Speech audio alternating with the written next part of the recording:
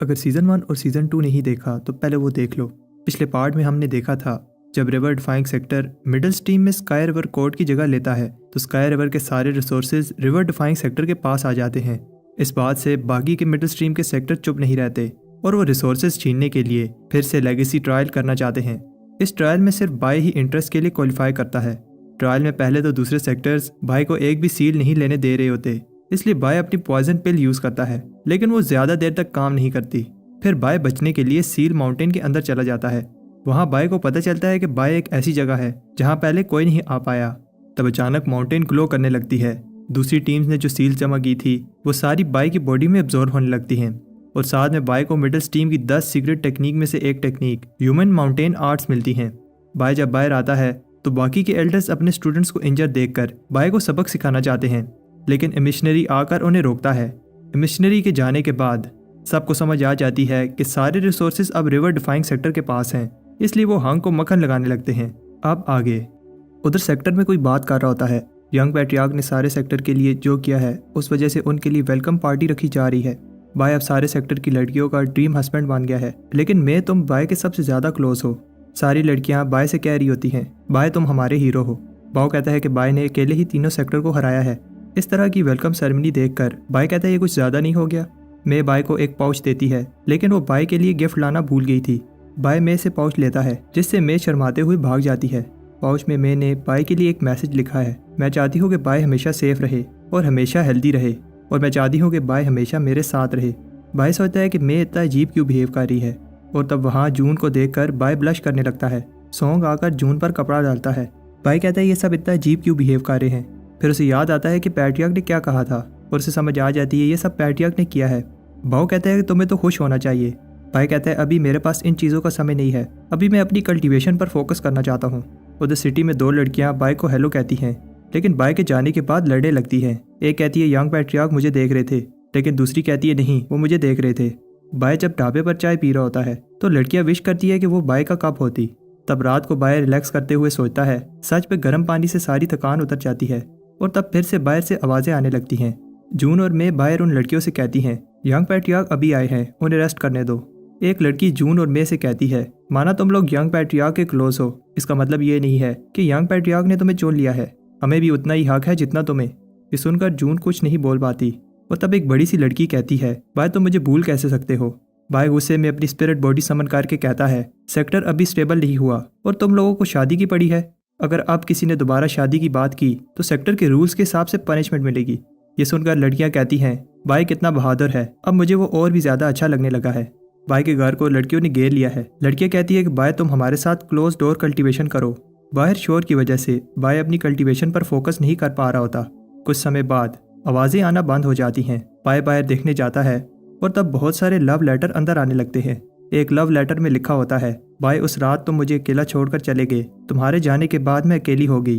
Bye कहता है कोई मुझे बचा लो, मैं और नहीं सह सकता। तब पैट्रियार्क्स बात कर रहे होते हैं बाय की मैरिज की न्यूज़ कैसे लीक हो गई, चलो एक तरह से ये अच्छा ही हुआ। हाँ कहता है कि मेरी नज़र में एक लड़की है, मैं बचपन से ही बाय के साथ बड़ी हुई। ब्लड पैट्रियार्क कहते हैं कि मैं अभी बच्ची है और ब्लड सेक्टर में सब जानते हैं बाय और जून की जोड़ी कितनी अच्छी है। पेल पैट्रियार्क कहता है वैसे तो हमारी मानो भी ये जगह ले सकती है, फ्यूचर में पेल स्ट्रीम को उसी ने संभालना है। प्रोफाउंड पैट्रियार्क कहता है मेरी नज़र में कोई नहीं है, लेकिन अगर बाय चाहे तो हमारे क्लैन में से किसी को चूज कर सकता है। उधर बाय को बुरे सपने आ रहे होते हैं और उसे लगता है कि ये शादी भी एक बुरा सपना है और जब उसकी आंख खोलेगी तो ये सपना खत्म हो जाएगा। तब टिडान बाय को लड़कियों के कपड़े देता है। बाय कहता है मैं लड़कियों के कपड़े नहीं पहनूंगा, लेकिन बचने के लिए बाय लड़कियों का रूप लेकर बाहर आता है और तब वही आदमी जैसे दिखने वाली लड़की बाय का पाँव पकड़ लेती है और कहती है बाय मेरे प्यारे मेरे से दूर मत जाओ। बाय घबरा जाता है, मुझे जाने दो। बाय की आवाज़ सुनकर लड़कियां जाग जाती हैं और पूछती है कि तुम कौन हो। बाय बताता है कि मेरी जैसी बदसूरत लड़की को यंग पैट्रियार्क के साथ होने का कोई हक नहीं। सबके मुंह खुले के खुले रह जाते हैं और तब बाय वहाँ से भाग जाता है। सारी लड़कियों को लगता है अच्छा ही हुआ वो लड़की चली गई, वरना कंपटीशन टफ हो जाता। बदसूरत लड़की कहती है लेकिन फिर भी वो मेरी ब्यूटी के सामने कुछ नहीं थी। बाय सोचता है ये इतना बड़ा सेक्टर है लेकिन मेरी छुपने की कोई जगह नहीं है। तब बाय देखता है कि बाव लड़कियों को एक बुक बेच रहा होता है जिसमें लिखा है बाय को क्या चीज़ें पसंद हैं और क्या चीज़ें नहीं। बाव बताता है कि उसने जो बाय की शादी की खबर दी थी वो झूठी नहीं थी और इस बुक में भी सब कुछ सच लिखा है। बाय को समझ आ जाती है उसकी शादी की खबर बाव ने फैलाई थी। बाव डिवाइनर को कहता है तुम ये बुक क्यों पढ़ रहे हो, कहीं तुम्हें भी बाय में इंटरेस्ट तो नहीं। और तब बाय आकर बुक ले लेता है और कहता है कि मेरे जैसा बनना इतना ईजी नहीं है। बाओ माफ़ी मांगने लगता है और कहता है कि जैसा आप समझ रहे हो वैसा नहीं है। बाय को गुस्सा आता है और वो उन दोनों को लड़कियों वाले कपड़े पहनाकर कहता है अब से तुम लोग मेरे साथ रहोगे। डिवाइनर कहता है मैंने क्या किया है, इस सब में मुझे क्यों घसीट रहे हो। बाय को गुस्सा आ जाता है और तब रिवर डिफाइंग सेक्टर की सबसे प्यारी लड़की मानो वहाँ आती है। मानो बाय से कहती है क्या यंग पैट्रियार्क मुझे थोड़ा सा समय दे सकते हैं। बाओ बाय से कहता है लगता है तुम जवान होने वाले हो। बाय कहता है इस सब का क्या मतलब है। बाय कहता है तुम लोगों को तो मैं बाद में देख लूंगा। बाय मानो से कहता है जो भी कहना है जल्दी कहो। मानो कहती है कि मेरे पास समय कम है, मुझे ये करना ही होगा। लेकिन तुम मेरी बात सुनो, मुझे ये बेवकूफ़ी करनी पड़ी है। ये बाइंडिंग अरे नेशन सोल लेवल की है, तुम अपने गोल्डन कोर से बाहर नहीं निकल पाओगे। तब बाय को हिलता हुआ देखकर मानो शौक हो जाती है। बाय बताता है कि उसने अरे को पहले ही सेंस करके शील्ड से खुद को प्रोटेक्ट कर लिया था। मानो पूछती है अगर तुम्हें पहले से ही पता था तो तुम बोर्ड में मेरे साथ क्यों आए, क्या तुम्हें डर नहीं लगता। बाय बताता है कि हमने साथ कई लड़ाइयाँ लड़ी और मुझे पता है कि तुम मुझे नुकसान नहीं पहुंचाओगी, और मुझे ये भी पता है कि टिडान को तुमने ही कपड़े दिए थे ताकि मैं बचकर बाहर निकल पाऊँ। मानो कहती है कि मुझे नहीं पता, ये सब बताने के बाद तुम मुझ पर ट्रस्ट कर पाओगे या नहीं। हेवन रीचिंग कॉन्टिनेंट को हेवन रीचिंग रिवर ने घेरा हुआ है, लेकिन उसके बाहर एक ऐसी जगह है जहाँ कोई स्पिरिचुअल एनर्जी नहीं है। वही मेरा घर है जिसे वाइल्ड लैंड कहा जाता है। अगर कल्टीवेशन सेक्टर्स को गवर्नमेंट कहा जाए तो हमारी वाइल्ड लैंड के लोग बागी हैं। बाय कहता है कि तुम लोग क्या चाहते हो। मानो बताती है कि हम लोग कल्टीवेशन वर्ल्ड को बचाना चाहते हैं। बाय को समझ नहीं आती। मानो बताती है कि तुम भी उसी पीढ़ी से हो और तुम्हारे अंदर भी वाइल्ड लैंडर का खून बह रहा है। ब्लड एंसेस्टर भी वाइल्ड लैंडर थे और अनडाइंग मेथड भी वाइल्ड लैंड की टेक्निक है। मानो कहती है मैं वाइल्ड लैंड की रिप्रेजेंटेटिव तुम्हें हमारा साथ देने की ऑफर देना चाहती हूँ। हम तुम्हें हर तरह की हेल्प करेंगे, बदले में तुम्हें सही समय पर हमारी एक रिक्वेस्ट माननी होगी। बाय कहता है मैं तुम पर क्यों ट्रस्ट करूं। मानो कहती है हम तुमसे कोई ऐसी रिक्वेस्ट नहीं करेंगे जिससे रिवर डिफाइंग सेक्टर खतरे में पड़ जाए, और तुम हमारे ऊपर ट्रस्ट करो, इसलिए तुम जो भी इन्फॉर्मेशन लेना चाहते हो हम तुम्हें देंगे। बाय कहता है कि मैं एक पर्सन की इन्फॉर्मेशन लेना चाहता हूँ, अगर तुम मुझे उसकी रियल आइडेंटिटी बता दो तो मैं तुम्हारा साथ देने के लिए तैयार हूँ। उस पर्सन का नाम लुंग फे है। अपर स्ट्रीम स्काई डोमेन सेक्टर के बाहर कोई वाइल्ड लैंडर्स को बेरहमी से मार रहा होता है। मानो को जब ये पता चलता है तो वो घबरा जाती है। मानो बाय को बताती है हम कुछ भी पता नहीं लगा पाए। बाय कहता है तुम तो कह रही थी कि हमारा इन्फॉर्मेशन नेटवर्क सारे हेवन रीचिंग कॉन्टिनेंट में फैला हुआ है। मानो कहती है जिस लड़की की इन्फॉर्मेशन तुम निकालना चाह रहे हो उसका बैकग्राउंड सिंपल नहीं है। हमारे बहुत सारे इन्वेस्टिगेटर मारे गए और higher sector starry sky domain sector के इन्वेस्टिगेटर जिंदा नहीं बचे। अगर तुम भी जिंदा रहना चाहते हो तो उसका पीछा छोड़ दो। बाय कहता है मैं उसका पता लगा कर रहूँगा। मानो कहती है लगता है वो लड़की तुम्हारे लिए इंपॉर्टेंट है। कुछ टाइम बाद एक एनर्जी फोर्स सारे रिवर डिफाइंग सेक्टर को घेर लेती है। डिवाइनर का आर्टिफैक्ट टूट जाता है और वो कहता है कि ये अच्छा नहीं है, और तब एक हाथ बाहर आता है। एल्डर कहते हैं ये प्रेशर सेलेस्टियल लेवल का है। मानो कहती है ईस्टर्न लाइन में सिर्फ एक ही कल्टीवेटर है जो ये प्रेशर डाल सकता है, और वो एक लड़का है। तब लिन युआन सामने आता है और अपना नाम बताता है मैं स्टारी स्काई डोमेन पैट्रियार्क लिन युआन हूँ। आंग स्काई डोमेन के पैट्रियार्क को वेलकम करता है। लिन युआन कहता है खड़े हो जाओ। बाय कहता है क्या ये एक सेलेस्टियल लेवल की पावर है। लिन युआन कहता है कि मैं मास्टर सेक्टर के लिए एक होस्टेज लेने आया हूँ ताकि वो मास्टर सेक्टर में कल्टीवेट करे। लिन युआन स्पिरिचुअल एनर्जी देखता है और तब उसे वहाँ फीन स्पिरिट भी नजर आती है जो स्माइल कर रही होती है। लिन युआन कहता है ये मज़ेदार है और ऑर्डर देता है कि हाल में बैठकर बात करते हैं। किसी को भी समझ नहीं आती कि होस्टेज का क्या मतलब है। मानो एक्सप्लेन कहती है ये हायर सेक्टर स्काई डोमेन का रूल है। मिडिल स्ट्रीम के सबसे इंपॉर्टेंट पर्सन को उनके पास कल्टीवेशन के लिए होस्टेज बनाकर भेजा जाता है। इससे पता चलता है कि middle stream sector higher sector के साथ लॉयल है। बाय कहता है ऐसे तो हायर सेक्टर किसी को भी उठाकर लेकर जा सकते हैं और उसकी फ्रीडम गई तेल लेने। मानो कहती है इसलिए ही मैं तुम्हें कहती हूँ तुम्हें स्ट्रॉन्ग पावरफुल दोस्तों की जरूरत है। बाय कहता है तुम्हें क्या लगता है कहीं वो मुझे तो होस्टेज नहीं बनाना चाहते। अंदर लिन युआन कहता है हम बाय को होस्टेज बनाना चाहते हैं। हाँ कहता है मास्टर सेक्टर हम पर रहम करें, बाय अभी छोटा है और उसकी कल्टीवेशन भी थोड़ी है। ब्लड पैट्रियार्क बताता है बाय बहुत शैतान है और ना समझ है। लिन युआन कहता है इससे फर्क नहीं पड़ता, हम सारी ईस्टर्न लाइन को प्रोटेक्ट करते हैं। तुम्हें क्या लगता है क्या हम एक गोल्डन कोर कल्टीवेटर को संभाल नहीं सकते। वैसे भी बाय को जो ह्यूमन माउंटेन आर्ट्स मिली हैं वो सिर्फ स्काई डोमेन में ही प्रैक्टिस की जा सकती हैं।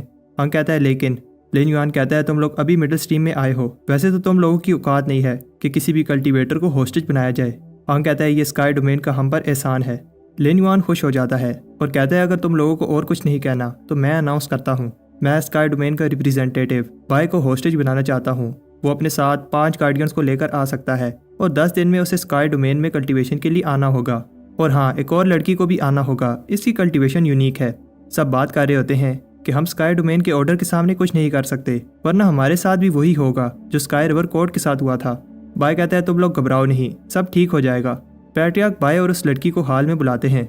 मानो कहती है बाय ऐसे दिखा रहा है जैसे ये कोई बड़ी बात नहीं है, लेकिन उस पर क्या बीत रही है ये उसी ही पता है। मास्टर ली बाय से कहता है तुम वापस जाओ, मैं जाकर बात करता हूँ। अंदर ली पैट्रियार्क से कहता है आप लोग इतने पत्थर दिल कैसे हो सकते हो, मास्टर सेक्टर बहुत डेंजरस है। पैट्रियार्क्स कहते हैं कि हमारे पास कोई चॉइस नहीं है। ली कहता है अगर ऐसी बात है तो मैं बाय को यहाँ से ले जाता हूँ। पैट्रियार्क्स कहते हैं कि बेवकूफ़ी वाली बात मत करो, क्या तुम चाहते हो कि रिवर डिफाइंग सेक्टर का भी वही हाल हो जो स्काई रिवर कोड का हुआ था। वैसे भी अपर स्ट्रीम के पास रिसोर्सेज की कमी नहीं है और हम बाय को अकेला नहीं छोड़ेंगे। फीन स्पिरिट बाय से कहती है कुछ चीज़ें इंसान के हाथ में नहीं होती। ली उदास चेहरा लेकर बाहर आता है और बाय से कहता है कि मेरे साथ वॉक पर चलो। ली कहता है कि होस्टेज वाली बात में मैं कुछ नहीं कर पाया। बाय कहता है ये कोई बड़ी बात नहीं है, आपको पता है कि मैं डीड हूँ, मुझे कुछ नहीं होगा, अपर स्ट्रीम मेरे सामने कुछ भी नहीं। ली बाय से कहता है कि अपने इमोशन मत छुपाओ। बाय कहता है कि मैं अपनी कल्टीवेशन का रास्ता खुद चुनना चाहता हूँ। अगर इस डिसीजन से मैं स्ट्रॉन्ग बनकर अपने लोगों को प्रोटेक्ट कर पाऊँ तो मैं ये सेक्रीफाइस देने के लिए तैयार हूँ। बाय कहता है मैं ये सह नहीं सकता कि कोई मेरे घर आकर मेरे लोगों को धमकी दे। ली कहता है अगर तुमने अभी भी अपना इमोर्टल बनने का सपना नहीं छोड़ा तो मुझे लगता है कि स्काई डोमेन जाना तुम्हारे लिए ज़्यादा अच्छा होगा। ली बताता है सिर्फ टैलेंट होने से कोई स्ट्रॉन्ग नहीं बनता। टर्मिनल स्ट्रीम में सबसे powerful golden core, lower stream में नेसेंट सोल, मिडिल स्ट्रीम में सेलेस्टियल रेल्म, जबकि अपर स्ट्रीम में सबसे पावरफुल डिवाइन लेवल है जो सेलेस्टियल लेवल की पीक है। मिडिल स्ट्रीम में तुम्हारी पावर पर लिमिट लग जाएगी, इसलिए और आगे बढ़ने के लिए तुम्हें वहां जाना होगा जहां स्ट्रॉन्ग रहते हैं। अपर स्ट्रीम में तुम्हारे नेसेंट सोल लेवल पर जाने के चांसेस 30% से बढ़ जाएंगे। बाय कहता है नेसेंट सोल से मेरी लाइफ 1000 साल से बढ़ जाएगी। ली कहता है टफ सिचुएशन में ही तुमने ब्रेक थ्रू किए हैं, मुझे तुम्हारी सेफ्टी की फिक्र है, लेकिन अगर तुम्हें और स्ट्रॉन्ग बनना है और अपना इमोर्टल बनने का सपना पूरा करना है तो तुम्हें टफ सिचुएशंस का सामना करना होगा। एक घातक हथियार भड़काई हुई आग में ही बनता है। ली की बातें सुनकर बाय मोटिवेट हो जाता है। ली बताता है कि अब समय है तुम जान लो कि नेसेंट सोल रेल्म में कैसे पहुंचा जाता है। पहला मेथड नेसेंट सोल पिल है, लेकिन उससे तुम्हारी कल्टीवेशन यहीं तक रुक जाएगी। दूसरा मेथड 5 हेवनली सोल बीज जमा करके नेसेंट सोल बनाना है, जिससे फ्यूचर में सेलेस्टियल लेवल किया जा सकता है। लेकिन तीसरा मेथड सबसे पावरफुल है। जब भी एक सेलेस्टियल मरता है तो वो अपनी सोल को एक एलिमेंट स्टेट छोड़कर जाता है। अगर तुम वो 5 सेलेस्टियल एलिमेंट सोल जमा करके नेसेंट सोल बना लो तो सेलेस्टियल और उससे भी ऊपर लेवल पर जाना पॉसिबल है। और तीसरे मेथड से तुम्हारे डबल गोल्डन कोर और हेवनली पाथ की वजह से तुम्हारा कल्टीवेशन लेवल इमेजिन करना भी इम्पॉसिबल है। और तब ली बाय को एक ट्रेयर देता है। ये एक वुड लेवल सेलेस्टियल सोल होती है। ली बताता है कि इस वर्ल्ड में गिने चुने ही सेलेस्टियल लेवल कल्टीवेटर हैं और ये सोल फिजर सेक्टर का ट्रेयर था जो हंग ने तुम्हें देने का कहा है। और अगर तुम बाकी की 4 सोल्स भी जमा करना चाहते हो तो उसके लिए तुम्हें अपर स्ट्रीम में जाना होगा। बाय कहता है मैं रिवर डिफाइंग सेक्टर का यंग पैट्रियार्क सेक्टर की उम्मीदों पर पूरा उतरने की पूरी कोशिश करूंगा। हंग बाय से दिल में माफ़ी मांगता है क्योंकि वो उसे जाने से रोक नहीं पाया, लेकिन अब आगे बढ़ने के लिए उसे बेस्ट ऑफ लक कहता है। कुछ टाइम बाद बाय एलिक्सर रिफाइन कर रहा होता है तो सब सोचते हैं कि समर में स्प्रिंग कैसे हो गया, आखिर बाय कौन सा एलिक्सर रिफाइन कर रहा है। अंदर बाय एलिक्सर रिफाइन कर लेता है। बाहर से टर्टल वो एलिक्सर देखकर लाल टपका रहा होता है। बाय कहता है ये एलिक्सर बहुत रेयर है, मुझे इसे छुपा कर रखना होगा। बाय एलिक्सर को एक बॉक्स में रखकर उसे टेलिस्मैन से सील कर देता है। बाय सोने चला जाता है और तब टर्टल छुपके से अंदर आता है। बाय सोचता है कहीं चोर दवा चुरा न ले, इसलिए अपने पास रखकर सो जाता है। रात को टर्टल चुपके से बॉक्स निकाल कर ले जाता है। टर्टल कहता है इसकी स्मेल इतनी अच्छी है कि मेरे से रहा नहीं जा रहा, यह टेलिस्मैन मुझे रोक नहीं सकता। लेकिन बॉक्स के अंदर एक और बॉक्स होता है और उसके अंदर एक और। टर्टल को गुस्सा आता है, लेकिन आखिर में वो एलिक्सर देखकर खुश हो जाता है। टर्टल से रहा नहीं जाता और वो एलिक्सर खा लेता है। तब अचानक टर्टल की आंखें बंद होने लगती हैं। ये बाय का प्लान था। बाय टर्टल से कहता है कि मुझे माफ़ कर देना, लेकिन मैं ये रिवर डिफाइंग सेक्टर के लिए कर रहा हूँ। एलिक्सर बनाने के लिए तुम्हारी वाइटैलिटी की ज़रूरत है क्योंकि मैं सेक्टर छोड़कर जा रहा हूँ। मुझे नहीं पता कि मैं वापस लौट पाऊंगा या नहीं, लेकिन जाने से पहले मुझे सेक्टर के लिए पावरफुल एलिक्सर बनाना ही होगा। बाय ट्रू स्पिरिट और ब्लड की यूज़ करता है और ऊपर ट्रबुलेशन क्लाउड्स बनने लगते हैं। हांग को बताया जाता है कि बाय के जाने में सिर्फ 3 ही दिन रह गए हैं और उसने अभी तक गार्डियंस भी सिलेक्ट नहीं किए। हांग को इस बात पर गर्व है कि बाय सेक्टर के लिए इतना कुछ कर रहा है। उधर पिल पर एक पावरफुल ट्रबुलेशंस गिरती हैं और बाय एलिक्सर बना लेता है। पैट्रियार्क बाय को देखने आते हैं। हांग रिवर डिफाइंग पिल को देखकर हैरान होता है। पिल बनाने के बाद बाय थक जाता है। बाय को ऐसे देखकर पैट्रियार्क्स को बाय की फिक्र होने लगती है। बाय कहता है मैं ठीक हूँ, इसकी कल्टीवेशन कम है, इसलिए पिल की पावर बस 3 ब्रेथ जितनी है। हांग बताता है कि 3 ब्रेथ्स की पिल भी हमारे सेक्टर को टफ सिचुएशन से बाहर निकाल लेगी। हांग बाय को बताता है उसने जो भी इस सेक्टर के लिए किया है वो कभी नहीं भूलेंगे। बाय ने साथ लेकर जाने के लिए गार्डियन सेलेक्ट करने हैं, इसलिए सबको कहा जाता है कि वो पार्टिसिपेट करें। अगले दिन हंक बाय और वानर को रिवर डिफाइंग टोकन देता है ताकि वो अपने लिए 5 फाउंडेशन एस्टेब्लिशमेंट गार्डियंस को चुन सकें। लेकिन वानर कहती है कि मुझे गार्डियंस की जरूरत नहीं है। ये देखकर बाय हंक से कहता है वानर ऐसे ही शर्मा रही है, क्या मैं उसका टोकन यूज करके अपने लिए और गार्डियन चुन सकता हूँ? हंक कहता है नहीं, ये मास्टर सेक्टर के रूल्स के अगेंस्ट है। उधर टर्टल खुद को कोस रहा होता है क्योंकि वो बाय के जाल में फंस गया। टर्टल कहता है कि उस शैतान ने मेरी बहुत सारी वाइटैलिटी चुरा ली। तब एक फर्नेस दूसरे फर्नेस पर गिरता है और एक के बाद एक फर्नेस गिरने लगते हैं। फर्नेस से एक ग्रीन और पर्पल लिक्विड बाहर आता है। उधर बाय कहता है कि कल मैं हाल में अपने गार्डियंस को सिलेक्ट करूंगा, इसलिए सब पार्टिसिपेट करना। तब बाय के घर में एक बड़ा सा एक्सप्लोजन होता है और सब डर कर भाग जाते हैं। यंग पैट्रियार्क से कहता है मुझे याद आया कि मैंने कुछ दिनों के लिए क्लोज डोर कल्टीवेशन करनी है, जिस पर हंक कहता है चलो दोनों साथ में चलते हैं। कुछ टाइम बाद बाय कह रहा होता है कि ये कोई बड़ी बात नहीं है, सब ठीक हो जाएगा। बाव बताते हैं कि इस बार आपके एलिक्सर ने किसी को नहीं छोड़ा, एसिड रेन की वजह से सब पागल हो रहे हैं। मुझे नहीं लगता कि कोई भी गार्डियन सिलेक्शन में हिस्सा लेगा, अगर कोई ना आया तो क्या होगा? बाय सोचता है वाइल्ड लैंडर की रिक्वेस्ट पर मानो अपर स्ट्रीम में उसके साथ गार्डियन बनकर जाएगी, लेकिन उसे और भी गार्डियन चाहिए। दूर से 2 लोग इधर ही आ रहे होते हैं, ये संग और जैंग होते हैं। संग कहता है ये मत सोचना कि मैं तुम्हारा गार्डियन बनने के लिए कह रहा हूँ, मुझे बस अपर स्ट्रीम में जाना है। जैंग कहता है ब्रदर बाय, मैं तुम्हारा गार्डियन बनना चाहता हूँ और इस बात को प्रूव करूंगा कि मैं इस चीज़ के काबिल हूँ। बाय कहता है तो फिर ठीक है, आगे बढ़ो, दिखाओ मुझे तुम लोगों में कितना दम है। सॉन्ग ब्लड की टेक्निक से अटैक करता है और जैंग स्पिरिट टेक्निक से। बाय इंप्रेस होता है क्योंकि जैंग ने 3 बार अपनी सोर्ड को स्पिरिट डिफाइन किया है। डिवाइनर कहता है कि जैंग स्पिरिट डिफाइनिंग जीनियस है, उसे बाय का गार्डियन बनकर जाना चाहिए। बाव कहता है कि सॉन्ग भी कम नहीं है, उसकी फाइटिंग टेक्निक कमाल की है। दोनों ही नहीं चाहते कि उनके क्लैन का कोई भी पार्टिसिपेंट बाय का गार्डियन बने। जैंग बताता है कि उसने बाय के साथ पहुंचने के लिए दिन रात मेहनत की। बाव सॉन्ग से कहता है तुम जीत सकते हो, आगे बढ़ो। डिवाइनर को गुस्सा आता है क्योंकि वो नहीं चाहता कि हर बार उनका क्लैन बलि का बकरा बने। दोनों लड़ने लगते हैं। जैंग बाय के कोल्डन को पुश करने लगता है और सॉन्ग भी ब्लड एंसेस्टर डिवीजन टेक्निक से अटैक करता है। बाय सीरियस नहीं होता और उसे लगता है कि इतना काफ़ी है। वो सॉन्ग से इंप्रेस होता है क्योंकि वो गोल्डन कोर के पास है और जैंग से भी क्योंकि उसने 3 बार स्पिरिट डिफाइनिंग की। बाय कहता है कि तुम दोनों ही मेरे गार्डियन बनोगे, लेकिन मुझे और गार्डियंस भी चाहिए। डिवाइनर और बाव को समझ आ जाती है बाय उन्हें क्यों देख रहा है। डिवाइनर कहता है कि मुझे नहीं, बाव को चुनो, जबकि बाव चाहता है कि बाय डिवाइनर को चुने। बाय कहता है कि 2 स्लॉट्स खाली हैं तो तुम दोनों को ही चुन लेता हूँ। अपर स्ट्रीम में स्काई डोमेन पैट्रियार्क लिन युआन कहता है फाउंडर, होस्टेज मैटर खत्म हो गया है। फाउंडर कहता है तुम लोग भी अपनी अरेंजमेंट पूरी रखो। और तब स्टार डोमेन पैट्रियार्क बताता है वाइल्ड लैंडर बहुत ज़्यादा एक्टिव हो रहे हैं, लेकिन हमने उन्हें ठिकाने लगा दिया है। मैं चाहता हूँ गेस्ट को स्टार डोमेन हैंडल करे। फाउंडर कहता है ठीक है, तुम कर सकते हो, ये रिस्पॉन्सिबिलिटी तुम्हें दी जाती है। भाई कहता है कि सेक्टर में कोई नहीं चाहता कि मैं जाऊँ, लेकिन उन्हें इतने सारे गिफ्ट देने की कोई ज़रूरत नहीं थी। तब वहाँ जून आती है और वो नहीं चाहती कि बाय मास्टर सेक्टर जाए। भाई कहता है तुम घबराओ नहीं, मुझे कुछ नहीं होगा। जून कहती है हाँ एक और बात, क्यों ना हम वो कर लें, इससे पहले देर हो जाए। जब बाय और जून रोमांस कर रहे होते हैं तब मे वहाँ आती है। मे को गुस्सा आता है और वो पूछती है यहाँ क्या हो रहा है। जून कहती है तुम्हें क्या लगता है, और फिर दोनों बाय को लेकर लड़ने लगते हैं। दोनों चाहती हैं कि बाय जाने से पहले उनके साथ सारा समय बिताए। बाहर से बाय के दोस्त ये सब देखकर जेलस हो रहे होते हैं। जैंग आकर कहता है तुम लोग बाहर क्यों खड़े हो, लेकिन फिर वो देखकर समझ जाता है कि वो गलत समय पे आया है। बाय सोचता है ये सही चांस है और कहता है कि मेरा जैंग के साथ एक इम्पोर्टेंट काम है। उधर कोई ली से पूछता है क्या तुम बाय के जाने पर उदास हो। ली कहता है हमारे पास कोई चॉइस नहीं है, मैं बस चाहता हूँ कि बाय वहाँ सेफ रहे।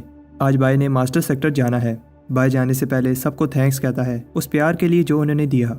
बाय कहता है मैं सेक्टर छोड़कर जा रहा हूँ, लेकिन प्रॉमिस करता हूँ कि अपर स्ट्रीम में जाकर मन लगाकर मेहनत करूंगा और एल्डर्स की टीचिंग को याद रखूंगा, स्पेशली एल्डर ली। आप मेरे मास्टर और फादर दोनों हैं। मुझे नहीं पता कि मैं कब लौटूंगा, इसलिए अपना ख्याल रखना और बाकी सब भी। उधर बाय ने टिडान के लिए एक मैसेज छोड़ा है। टिडान, जब ये मैसेज तुम सुन रहे हो तब तक मैं जा चुका हूँगा, मुझे माफ़ कर देना, मैं तुम्हें साथ नहीं लेकर जा सकता। तुम्हें सेक्टर में रहकर सबको प्रोटेक्ट करना है, बाहर का फास्ट फूड कम खाना और रात को जल्दी सो जाना और किसी को तंग मत करना। जब टिडान बाहर जाता है तब तक बाय जा चुका होता है। उधर कोई एक बूढ़े आदमी को बताता है रिवर डिफाइन का होस्टेज बाय आ रहा है। ये वही लड़का है जिसने मिडिल टीम की रिसोर्स डिस्ट्रीब्यूशन को खराब किया था। एल्डर गुस्से से कहता है तुम इन छोटी सी प्रॉब्लम्स को खुद सॉल्व नहीं कर सकते, एक नोबल पर्सन आने वाला है, उसे खुश करने पर ध्यान दो। उधर अपर स्टीम के स्टारी स्काई डाउ एक्सट्रीम सेक्ट, जिसे मास्टर सेक्टर भी कहा जाता है, बाय इसकी ब्यूटी को देखकर हैरान होता है। बाकी सब भी ये देखकर हैरान होते हैं कि कैसे ये सेक्टर रेनबो पर खड़ा है। मानो बताती है ये रेनबो एक इल्यूजन है जो डिवाइन लेवल एल्डर ने बनाई है। इस रेनबो की 3 लेयर्स हैं, जितना ऊपर जाओगे स्पिरिचुअल एनर्जी बढ़ती जाएगी। यहाँ की लोएस्ट लेयर में भी मिडल स्टीम से 100 गुना ज्यादा स्पिरिचुअल एनर्जी है। इस रेनबो की तीसरी लेयर हेवनली रेनबो में डिवाइन लेवल पैट्रियार्क और उसके चुने हुए मेहमान रहते हैं। डिवाइनर और बाव खुश होते हैं क्योंकि वो भी डिवाइन लेवल पैट्रियार्क के चुने हुए मेहमान हैं। बाय कहता है तुम लोग सही कह रहे हो। बाय बताने लगता है कि कौन किधर किधर रहेगा और फिर बताता है कि वो इस जगह रहेगा। सब खुश हो रहे होते हैं कि उनके यंग पैट्रियार्क कितने दयालु हैं। तब एक अरे एक्टिवेट होती है। उन्हें लगता है कि उनका अच्छे से स्वागत होगा, लेकिन अरे उन्हें बीच बाजार में फेंक देती है। मानो कहती है ये ईस्ट सिटी है जो मास्टर सेक्टर का लोएस्ट रैंक सिटी है। बाय कहता है घबराओ नहीं, मेरा यहाँ आम कल्टीवेटर से ज्यादा रैंक होगा, मैं तुम लोगों का ख्याल रखूंगा। तब एक आवाज बताती है बाय और वानर तुम अब मास्टर सेक्टर में आ गए हो, इसलिए रूल्स को फॉलो करना होगा। तुम्हारा रैंक लोएस्ट है, इसलिए तुम्हें आउटर सेक्टर में रहना होगा। उन्हें विश्वास नहीं होता कि वो लोग मास्टर सेक्टर के ऑफिशियल डिसेबल्स भी नहीं हैं। मानो समझाती है मास्टर सेक्टर में नेशन सोल के अंदर 7 रैंक्स हैं, red, orange, yellow, green, blue, purple और ब्लैक। अपना रैंक इंक्रीज करने के लिए कंट्रीब्यूशन पॉइंट्स जमा करने होंगे। रेड और ऑरेंज रैंक के बाद हम लोग रेनबो की सेकंड लेयर में जा पाएंगे। सबको 10,000 कंट्रीब्यूशन पॉइंट्स दिए गए हैं। पाओ ये सुनकर खुश होता है कि कंट्रीब्यूशन पॉइंट्स को स्पिरिट स्टोन की तरह यूज करके चीजें बाय कर सकते हैं।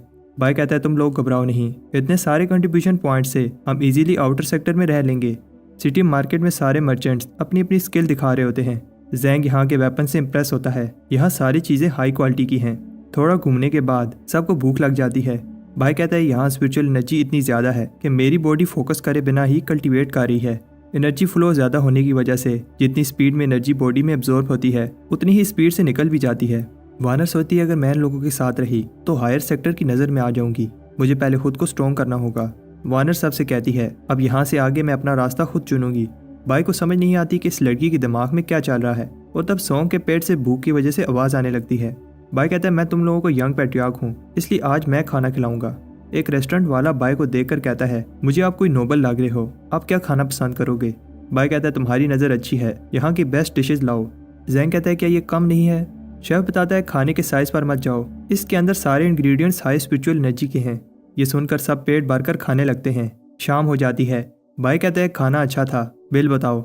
शेफ बताता है आपके हुए 45,670 कंट्रीब्यूशन पॉइंट्स। बिल सुनकर सब शौक हो जाते हैं। सोंग कहता है ये हमें लूट रहा है, एक रोटी 2,000 की, क्या सोने की रोटी है। बाय कहता है हम यहाँ आज ही आए हैं, हमें नहीं पता था कि चीज़ें इतनी महंगी हैं, अभी मेरे पास इतने पैसे नहीं हैं, क्या इंस्टॉलमेंट्स हो जाएंगी। शेफ चिल्लाता है लॉ एनफोर्समेंट। बाय सोचता है अगर अभी इनके साथ लड़े तो प्रॉब्लम बन जाएगी।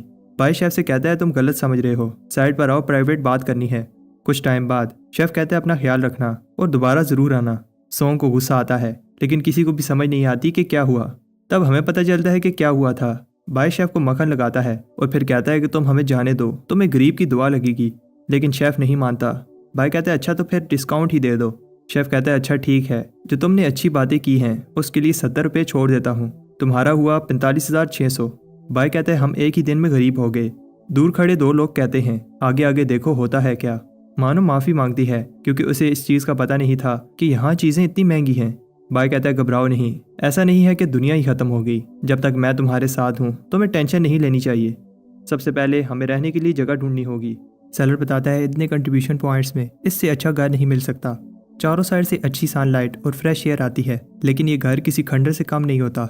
रात को बाय सबसे कहता है यहाँ चीज़ें बहुत महंगी हैं, लेकिन घबराओ नहीं, हम कल काम ढूंढने जाएंगे। सिटी में लोग किसी टास्क बोर्ड की बात कर रहे थे। मानो बताती है उसने लोगों से इसकी इन्फॉर्मेशन ली थी। टास्क बोर्ड पर रोज़ एक फिक्स टाइम पर मिशंस डाले जाते हैं। एक टास्क को लोगों का फिक्स नंबर ही ज्वाइन कर सकता है। टास्क को डिफ़िकल्टी के हिसाब से A, B या C रैंक दिया जाता है। A रैंक के टास्क सबसे टफ होते हैं। बाय एक टास्क देखता है जिसमें ईस्ट सिटी के डेजर्ट रूइन से 500 डीमन फ्लावर कलेक्ट करने हैं, लेकिन 1000 कंट्रीब्यूशन पॉइंट्स ही मिलेंगे। मानो बताती है कि कैसे टास्क एक्सेप्ट करने के लिए अपने टोकन में एनर्जी डालनी होती है। संग कहता है वो टास्क देखो, डुआन फार्मास्यूटिकल ग्रुप को पकड़ने के 8000 कंट्रीब्यूशन पॉइंट्स मिल रहे हैं। बाय कहता है ये अच्छा टास्क है। इससे पहले वो ये टास्क लेते सारे लोग आकर टास्क लेने लगते हैं। टास्क पार्टिसिपेंट पूरे होने के बाद बोर्ड ग्रे हो जाता है। बाय कहता है अब हमें लो क्लास मिशन ही लेने पड़ेंगे, लेकिन तब और लोग आकर वो वाला टास्क भी ले लेते हैं। सोंग कहता है अगर ऐसा ही चलता रहा तो हम भूखे मर जाएंगे। बहु कहता है मुझे एक डिलीवरी जॉब मिली थी, सोचा था उड़कर जल्दी से डिलीवरी कर आऊँगा, लेकिन सिटी में उड़ना मना है, जिसकी वजह से डिलीवरी लेट हो गई और मुझे फ़ाइन देना पड़ा। डिवाइनर कहता है मुझे डिडक्शन स्किल्स की जॉब नहीं मिली, तो मैंने वेटर की जॉब लेने की ट्राई की, लेकिन किसी ने भी मुझे जॉब नहीं दी और कहा कि तुम्हारी शक्ल देखकर कस्टमर भाग जाते हैं। डिवाइनर कहता है क्या मेरी शक्ल इतनी बुरी है कि अब मुझे वेटर की जॉब भी नहीं मिल सकती। बाय सोचता है कहीं हमें टारगेट तो नहीं किया जा रहा। बाय सबसे कहता है मेरे पास एक प्लान है। अगले दिन सोंग, जैंग और डिवाइनर मिशन शो होने से पहले बोर्ड के सामने खड़े हो जाते हैं। जैसे ही डिसाइबल्स आगे बढ़ते हैं किसी चीज़ से स्लिप होने लगते हैं। रात को जब सोंग घर के बाहर फंगस से स्लिप होने वाला था तो बाय को ये आइडिया आता है। मिशन बोर्ड टावर के चारों साइड बाय की टीम ने स्लिपरी फंगस डाली है, जिसकी वजह से कोई भी मिशन बोर्ड के पास नहीं आ पाता। तब मिशन शो होने लगते हैं और बाय उड़ते हुए मिशन बोर्ड से मिशन उठाने आता है, लेकिन अचानक मिशन बोर्ड लॉक हो जाता है। लॉ एनफोर्समेंट वाले कहते हैं हमारे होते हुए कोई रूल्स नहीं तोड़ सकता। वो आदमी जो बाय को फॉलो कर रहा था दूर खड़ा स्माइल कर रहा होता है। लॉ एनफोर्समेंट वाले बाय को पनिशमेंट देते हैं, उसे ये जगह साफ करनी होगी और साथ में 3000 कंट्रीब्यूशन पॉइंट्स का फाइन भी देना होगा। उधर पैलेस में कोई बताता है मास्टर इस सिटी के कीड़ों को सबक सिखा दिया है। लड़का कहता है अभी मेरे पास इन चीज़ों का समय नहीं है, तुम लोग उनसे डील करो। ग्रैंडपा ने कहा है कि 3 दिनों में वो पर्सन आने वाला है। उधर बाय की टीम 3 दिन से भूखी है और वो कोई मिशन नहीं ले पाए। बाय देखता है कि उसके साथी खाली पेट मेडिटेट कर रहे हैं और कहता है कि अब मुझे विश्वास हो गया है कि कोई हमें टारगेट कर रहा है। बाय कहता है घबराओ नहीं, मेरे पास कुछ हर्ब्स हैं जिन्हें सेल करके हम कुछ समय बिता लेंगे। सोंग को गुस्सा आता है क्योंकि वो किसी का एहसान नहीं चाहता और बताता है कि वो यहाँ स्ट्रॉन्ग बनने आया है। सोंग कहता है अब से मैं अपना रास्ता खुद चुनूंगा। तब मानो भी जाने लगती है। बाय उसे रोकता है, लेकिन मानो कहती है कि वो किसी दोस्त से हेल्प मांगने जा रही है। डिवाइनर बेहोश होने की एक्टिंग कर रहा होता है, लेकिन बाव के आंसू उसके मुंह में जा रहे होते हैं। डिवाइनर बाय से कहता है मुझे पता है कि मैं तुम्हारे ऊपर बोझ बांध रहा हूँ। बाय कहता है ऐसा नहीं है, तुम लोग मेरी रिस्पॉन्सिबिलिटी हो। फिर डिवाइनर कहता है अगर मैं चला जाऊँ तो तुम लोगों की प्रॉब्लम्स कम हो जाएंगी।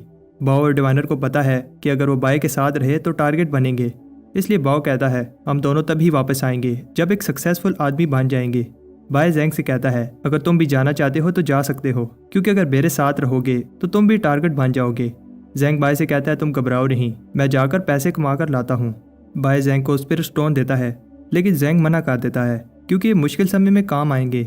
बाय के पास से जाने के बाद सब सोचते हैं क्या हमने सही किया। बाव कहते हैं अगर हम साथ रहते तो हम कभी भी पैसे नहीं कमा पाते। मानो कहती है कि जब काम हो जाए तो सब रेनबो के नीचे मिलना। सुबह मार्केट में बाय देखता है एक आदमी किसी की इंसल्ट कर रहा है। ये स्काई फार्मेसी है, यहाँ कचरा नहीं खरीदा जाता। बाय शॉप में जाता है और पूछता है कि तुम लोग मेडिसिन बाय करते हो। शॉपकीपर बताता है हाँ, अगर क्वालिटी अच्छी हो तो अच्छी प्राइस मिल जाएगी। पिल्स को देखकर बाय हैरान होता है क्योंकि यहाँ ट्रेडिशनल पिल्स बहुत एक्सपेंसिव हैं। बाय सोचता है अगर मैं अपनी स्किल्स यूज़ करूँ तो हमारे पैसों की प्रॉब्लम सॉल्व हो जाएगी। बाहर लोग बात कर रहे होते हैं ये सेलेस्टियल मैसेंजर थाई ची हैं। मैंने सोचा नहीं था कि अपनी लाइफ में कभी उन्हें देख पाऊंगी। इनका स्टेटस एंसेस्टर से भी ज़्यादा है। उधर सारे मास्टर सेक्ट एल्डर्स किसी को वेलकम कर रहे होते हैं और देखने में मुझे ये लड़की फे जैसी लग रही होती है। उधर बाय सोचता है मैं यहाँ अपना टाइम क्यों वेस्ट कर रहा हूँ, मुझे मेडिसिन कल्टीवेशन पर फोकस करना होगा और सबको दिखाना होगा कि मैं क्या कर सकता हूँ। उधर मास्टर कहता है जूनियर सिस्टर, आपको लास्ट टाइम देखा था, आज आप उससे भी ज़्यादा प्यारी लग रही हो। वैसे तो आपकी हेल्प के लिए 2 डिवाइन लेवल कल्टीवेटर्स हैं, लेकिन अगर कुछ भी चाहिए हो तो मेरे से कहना। लड़की बताती है मैं यहाँ किसी ऑफिशियल विजिट से नहीं आई, यहाँ मेरा एक पर्सनल काम है। आदमी कहते हैं अच्छा ठीक है सिस्टर, फिर भी अगर कुछ चाहिए हो तो मुझे कहना। उधर 2 कल्टीवेटर्स बाय पर नजर रख रहे होते हैं और सोचते हैं कि ये लड़का आखिर 2 दिन से कैसे बाय नहीं आया, कहीं अंदर भूख से मर तो नहीं गया। रात हो जाती है और बाय अंदर रिफाइनिंग कर रहा होता है। बाहर बहुत सारे जानवर पर्पल स्मोक की स्मेल से बाय के घर के बाहर जमा हो रहे होते हैं। अंदर बाय पेल बना लेता है और इस पेल की खुशबू ऐसी है जैसे किसी का स्पिरिचुअल सीप बाहर गया। वो पेल खाने वाला होता है, लेकिन बाहर से परिंदों की आवाज़ें आती हैं। बाय कहता है मैंने इस पेल में चेंजिंग की है, पहले इस माउस पर टेस्ट कर लेता हूँ। यहाँ पेल्स बहुत महंगी मिलती हैं, अगर ये चीज़ काम कर गई तो मैं अमीर बन जाऊँगा।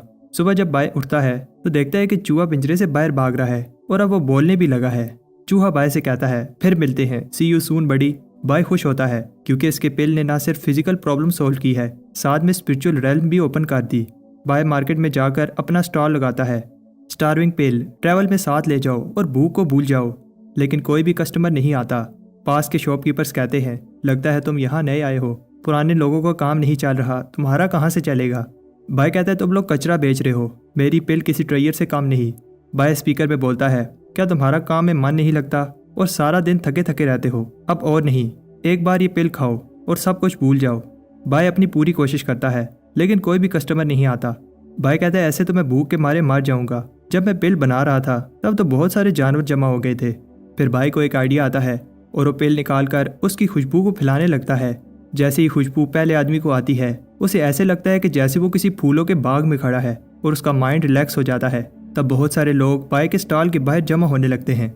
सब पूछते हैं कि इसकी स्मेल तो बहुत रिफ्रेशिंग है। बाय इसकी प्राइस बताता है सिर्फ 300 कंट्रीब्यूशन पॉइंट्स। सब कहते हैं इतनी सस्ती, कहीं ये कोई स्कैम तो नहीं। बाय बताता है कि इससे 2 दिन तक भूख नहीं लगेगी और स्ट्रेस को तो भूल ही जाओ। सब सोचते हैं कि ये पिल या तो स्कैम है या फिर इसके साइड इफेक्ट्स होंगे। बाय बताता है एक लकी कस्टमर को पिल फ्री मिलेगी और एक वीक से बूढ़े आदमी को चुनता है। सबको लगता है कि मेडिसिन फेक है जब उस बूढ़े आदमी के मुंह से खून आने लगता है और वो फिर से बेहोश हो जाता है। बाय भी घबरा जाता है लेकिन फिर कहता है कि ऐसा रिएक्शन नॉर्मल है। उधर बूढ़ा आदमी खुद को 20 साल का फील करने लगता है। सब हैरान हो रहे होते हैं। इतना ही नहीं, बाय भी हैरान हो जाता है। उसने सोचा नहीं था कि ये पिल इतनी स्ट्रॉन्ग होगी। कुछ ही सेकंड्स में सारी पिल सेल हो जाती हैं। तब एक गरीब लड़की बाय के पास आती है और पूछती है क्या कल भी ये पिल 300 की होगी। बाय देखता है कि ये लोग गरीब हैं और अनाउंस करता है मैं कभी भी इस पिल की प्राइस 300 से ज़्यादा इंक्रीज़ नहीं करूँगा आने वाले दिनों में। वैसे तो बाय ने पिल की प्राइस इंक्रीज़ नहीं की, लेकिन वो एक ही दिन में सिर्फ 50 ही पिल बना पाता है जो कुछ ही सेकंड्स में बिक जाती। बाय के पास अब 1 लाख कंट्रीब्यूशन पॉइंट्स होने वाले हैं। बाय सोचता है कि उसकी टीम क्या कारी होगी।